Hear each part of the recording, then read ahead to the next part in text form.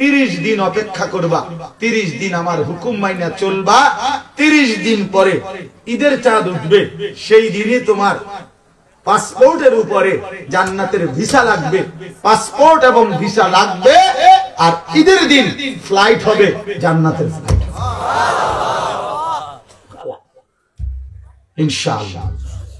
ইনশাআল্লাহ হাদিসে আছে, ঈদের দিন আল্লাহ তাআলা ফেরেশতাদেরকে জিজ্ঞাসা করে, ফেরেশতারা বলো তো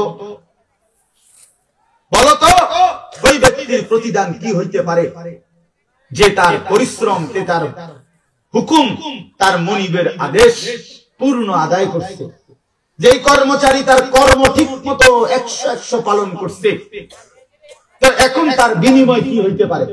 ফেরেশতাদেরকে আল্লাহ বলবে ঈদের দিন, ফেরেশতারা বলবে মাওলা তাও এটার বিনিময়তে এটাই, ওয়াফা আজরাহু, তার বিনিময় তাকে পূর্ণ দিবেন, পারিশ্রমিক পূর্ণ দিবেন, কারণ সে তার কর্ম পুরা করছে, অতএব পারিশ্রমিক তো কি দিতে হবে? পুরা দিবেন, এটাই তো যুক্তির কথা। তো আল্লাহ তাআলা তখন বলবেন ফেরেশতারা তোমরা সাক্ষী থাকো, আমার ইজ্জতের কসম, আমার জালালের কসম, আমি আল্লাহর বরত্বের কসম, আমার শ্রেষ্ঠত্বের কসম, আমার এই বান্দাগুলো একটি মাস রমজানে আমার হুকুম পূর্ণ আদায় করছে, আমার আদেশের হক আদায় করছে, রমজানের হক আদায় করছে। আজকে আমি আল্লাহ ঈদের দিনে ঘোষণা দিলাম তোমাদের সামনে, কাদ গাফারতু লাকুম, আমি আল্লাহ আমার এই বান্দাদেরকে মাফ করে দিলাম।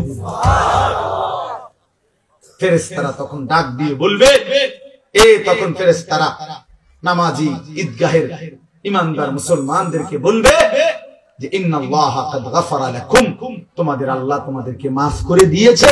আমরা ফেরেশতারা নিজে শুনছি, ফারজিউ রাশিদিনা ইলা রিহালিকুম, অতএব তোমরা খুশি খুশি চিত্তে, সন্তুষ্ট চিত্তে, সফলভাবে তোমরা তোমাদের ঘরে ফিরে যাও। এজন্য বন্ধু, এটাই আমার মূল বক্তব্য। আল্লাহ তাআলা মাহে রমজান আমাদের সামনে, আর মাত্র 30-32 দিন, খুব সম্ভব 32 দিন হবে, এরকম কতদিন? 32 দিন। আর মাত্র আমার শায়েখ আল্লামা মুফতি মুশতাকুন নবী সাহেব হুজুর এখন প্রত্যেক মাহফিলে এভাবে শিখায়, বলায় যে আর মাত্র 32 দিন মাহে রমজানের শুভ দিন। কয়দিন?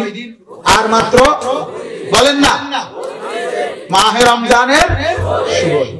আর মাত্র 32 দিন রহমত মাগফিরাতের শুভ দিন, আর মাত্র 32 দিন নাজাতের শুভ দিন, আর মাত্র 32 দিন ইফতার সাহারির শুভ দিন, আর মাত্র 32 দিন 20 রাকাত তারাবির শুভ দিন, আর মাত্র 32 দিন মুত্তাকি হওয়ার শুভ দিন, আর মাত্র 32 দিন জান্নাতি হওয়ার শুভ দিন, আর মাত্র 32 দিন লাইলাতুল কদরের মর্যাদা পাওয়ার শুভ দিন। কাউন্টডাউন করো, মানে গুনো, আর মাত্র 31 দিন, আর মাত্র 30 দিন, কাউন্টডাউন, সংখ্যা গুনো। এটা উচিত, উচিত। নবীনগরের মুরব্বী এখন আসছে, আল্লাহু আকবার। তো এই জন্য বললাম, আমরা অনুরোধ করছি প্রিয় বাপ, বয়স্ক বাবারা, আপনারা এবার আপনাদের তো আপনারা বলবেন যে হুজুর আমগুলো তো কিচ্ছুই করলেন না, কাল ফুল আইনই করলেন।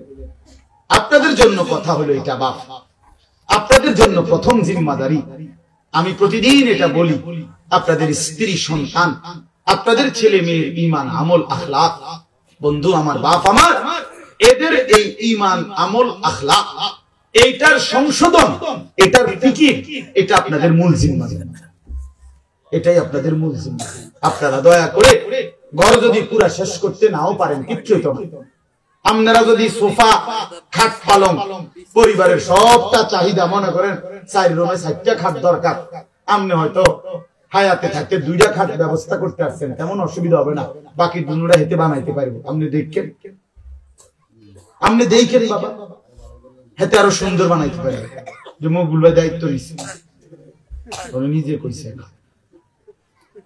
তাইলে এই জন্য সে আরো সুন্দর বানাইতে পারবে। আপনি অপেক্ষা করেন, আপনি সাদা না দিতে পারলো সে দিবে।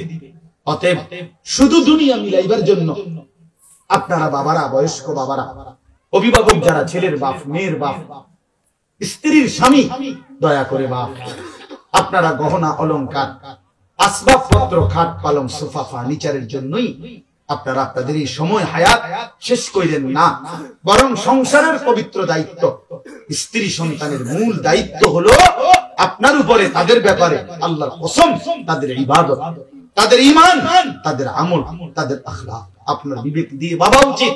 আমার ছেলেটা 16 বছর কোনদিন ফজরের নামাজ পড়ে না, আমি কেমন বাপ, আমার ছেলেটা কেমন ছেলে। আমার মেয়েটা কোনদিন পর্দা করে না, আমি কেমন মা, আর আমার ছেলে মেয়েটা কেমন মেয়ে। বলেন, আমার ছেলে সারা রাত সারা দিন মোবাইলের উপরে পড়ে থাকে, বন্ধুদের আড্ডা। আহা, কত ছেলে আছে তাদের বাপ কত সুখী দিও উকি দিও ফোলাগারে দেখেন। এই সুরে এমন সুর, এমন ডাকাত, এই ডাকাতের সবচেয়ে বড় শত্রু তার বাপ। এই ডাকাতে শুধু সুরের মতো আইসা ভাত খাইয়া যায়, সর্বোচ্চ চেষ্টা করে বাপে যেন না দেখে, বাপে যেন না দেখে, কোন রকমে চুরি করিয়া ঘরে ঢুকা ভাতটা খাইয়ে আবার বাইর হয়ে যায়, আবার মোবাইল নিয়া বন্ধুদের আড্ডায়। আহা, কারণ সে জানে, সে শত্রু মনে করে তাকে, যে তাকে কিছু নিষেধ করে অস্থিরতা গুনাহ থেকে, যে কাছে তাকে কিছু রাগঢাক করব, কিছু ধমক দিব, এই জন্য সে যে তাকে উপকার করতে চায় সে তাকে দুশ্মন মনে করে। আর যে বন্ধু তারে একটার পর একটা অস্থিরতা, নারী, ছবি, বেহায়াপনার মধ্যে লাগাইয়া রাখে, সে তাকেই কেবল বন্ধু মনে করে, ও ফ্রেন্ড, আর বাবা দুশ্মন। ওই হলো বন্ধু। বন্ধু হলো সে যে আমার নিজের এমবি শেষ হয়ে গেলেও যে বন্ধু নিজের এমবি দিয়া, নিজের মোবাইল দিয়ে আমার উলঙ্গ ছবি দেখতে হয়, দেখ, সেই তো বন্ধু, সেই তো বন্ধু। বন্ধু তো সে যে আমি মদের আড্ডা চিনতাম না, আমার প্রিয় বন্ধু আজকে আমাকে নেশার জগতে, অন্ধকার জগতে আমার ঢুকায় দিছে, সেই তো বন্ধু। সেই তো বন্ধু যে আমি নারী চিনতাম না, কোন মেয়ের সাথে আমার সম্পর্ক প্রথমে ছিল না, আমার বন্ধু নামের ইবলিস, আমার বন্ধু নামের শয়তান আমার একটা নারীর সাথে সম্পর্ক করে দিছে, একটা মেয়ের সাথে পরিচয় করায় দিছে। আল্লাহ রাসূল সাল্লাল্লাহু আলাইহি ওয়াসাল্লাম বলেছে কিয়ামতের আলামত অনেকগুলোর মধ্যে 4টা আলামত এরকম নবী বলছে, আতাআর রাজুলু ইমরাআতাহু আক্কা উম্মাহু আদনা সাদিকাহু আকসা আবাহু। নবীজি বলছেন এই 4টাও কিয়ামতের আলামত। একটা হলো ব্যক্তি তার বউয়ের গোলামি করবে, মার নাফরমানি করবে, বাবাকে দূরে সরায় দিবে, বন্ধুকে আপন করবে। এই 4টা। স্ত্রীর গোলামি করবে, বেটি যেটা কইটা, বেটি কবে সান, এটা সান। দুপুরে মনে করেন, দুপুরে যদি বউয়ে কয় কি সুন্দর চাঁদ উঠছে, আসলে তো চাঁদ এত সুন্দর হয়, তুমি না বললে তো খেয়াল করতাম। বোঝেন না মুখ বুঝাই, কয়টা দুপুর 12টা 12:30। আরে বলো কি তুমি, তুমি না বললে তো ভাবতেই পারতাম না যে চাঁদ এত সুন্দর হয়। কিন্তু এই কথাটা তো বলা উচিত, বেরিয়ে কি গো বেরি, কি কইলা তুমি, দুপুর 12টা বাজে বুঝেছ না? না, ও বলছে, ওয়াইফ বলছে এইটাই চাঁদ, এটা সূর্য, এটা মানুষের কাছে সূর্য লাগলো, আমার ওয়াইফে যেহেতু বলছে চাঁদ, এটা চাঁদ। এরকম অসিদ্ধ এমন গোলাম, নারীর গোলাম, নারীর চাকর, স্ত্রীর চাকর, মাকে জুলুম করে। আল্লাহ নবী সাল্লাল্লাহু আলাইহি ওয়াসাল্লাম বলেছেন 3টা গুনাহ, সবচেয়ে বড় গুনাহ। একটা হলো আল ইশরাকু বিল্লাহ, আল্লাহর সাথে শিরিক করা। 2 নাম্বার হলো উকুকুল ওয়ালিদাইন, মা বাবার নাফরমানি করা। 3 নাম্বার হলো শাহাদাতুজ জুর আও ক্বালা কাউলুজ জুর, মিথ্যা সাক্ষ্য দেওয়া অথবা মিথ্যা কথা বলা। নবীজি বলেছেন, একটা হাদিসে বলছে এই 3টা হলো আকবারুল কাবায়ের, সবচেয়ে বড় কবিরা। মাকে কষ্ট। আমাদের বাংলাদেশের একজন বুজুর্গ আছেন, আমাদের আদিব সাহেব হুজুর, আল্লামা আবু তাহের মিসবাহ। এই হুজুরের একটা লেখা আছে, মাকে রাজি করো, দুনিয়া আখিরাতের কোথাও আটকাবে না। মাকে খুশি রাখো, মাকে খুশি রাখো, মায়ের মুখে হাসি ফুটাও, তোমার জান্নাতের দুয়ার খুলে যাবে। বাবার মুখে হাসি ফুটাও, তোমার জান্নাতের দুয়ার খুলে যাবে। এই জন্য আমি অনুরোধ করছি, আমার কথা শেষ। আজকে নওজোয়ান, কিশোর, তরুণ বাবারা, বয়স্ক বাবা, আপনাদেরকে বললাম, আপনাদের ছেলে মেয়ে, স্ত্রী নামাজের ফিকির করেন, রোজার ফিকির করেন, রোজার ফিকির করেন। আল্লাহ তাআলা বলছে ওয়া'মুর আহলাকা বিস-সালাহ, আপনি পরিবারের সদস্যদেরকে নামাজের আদেশ করুন, এই যে আল্লাহর আদেশ। এজন্য আজকে মাহে রমজানকে সামনে রেখে জীবন পরিবর্তনের একটা সিদ্ধান্ত নওজোয়ান তোমরা নিতে পারো কিনা বলো? বলো বাবা, কিশোররা বলো, নওজোয়ান তোমরা বলো, নওজোয়ান তোমরা বলো। আমার একটা অনুরোধ, হাত নামাও। আমার একটা অনুরোধ হইল, এখানে যাদের বয়স 30-এর উপরে, আপনারা বাদে, আপনারা যেমনি আছেন এমনি বসবেন। 30-এর ঊর্ধ্বের বয়স যাদের, এরা উঠেন না। বাকিরা 30-এর নিচে যাদের বয়স, তোমরা দাঁড়ায় বলো, দাঁড়াও, দাঁড়াও ইনশাআল্লাহ।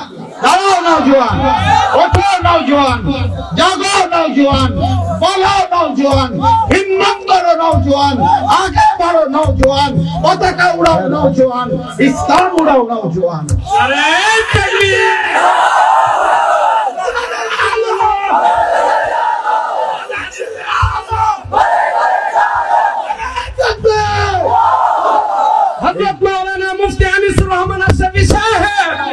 মাশাআল্লাহ, ঠিক আছে ইনশাআল্লাহ। নামাজ পড়ো বাপ, আল্লাহকে রাজি করো, দ্বীনকে মানো, ইনশাআল্লাহ তোমার হাতে ইসলামের পতাকা উড়বে, ইনশাআল্লাহ কালেমার পতাকা উড়বে। ছিটকে পড়ো না। আমি বললাম পতাকা কেউ না কেউ তুলবেই, ইসলাম বিজয় হবেই হবে, কিন্তু তুমি কামে লাগবে কিনা এটা দেখার বিষয়। আবারও বলছি, প্রয়োজনের মুহূর্তে যদি দল থেকে ছিটকে পড়ো, ইমানের পতাকা যদি তুমি ধরতে না পারো, মাহাদির পতাকা যদি তুমি ছুঁইতে না পারো, দাজ্জালের বিরুদ্ধে যদি সিনা টান করে দাঁড়াইতে না পারো, একদিন তোমার মৃত্যু হবে বেঈমানের মৃত্যু, কুকুর বিড়ালের মৃত্যু, জন্তু জানোয়ারের মৃত্যু হবে। মনে নারী তোমার একদিন জাহান্নামে নিয়ে, অশ্লীল ছবি তোমার জাহান্নামে ফেলে দিবে, দুনিয়াতেও ঘৃণিত হবে, লাঞ্ছিত হবে, লাঞ্ছিত হবে। এই জন্য দয়া করে চরিত্রহীন হইও না, আখলাক নষ্ট করো না।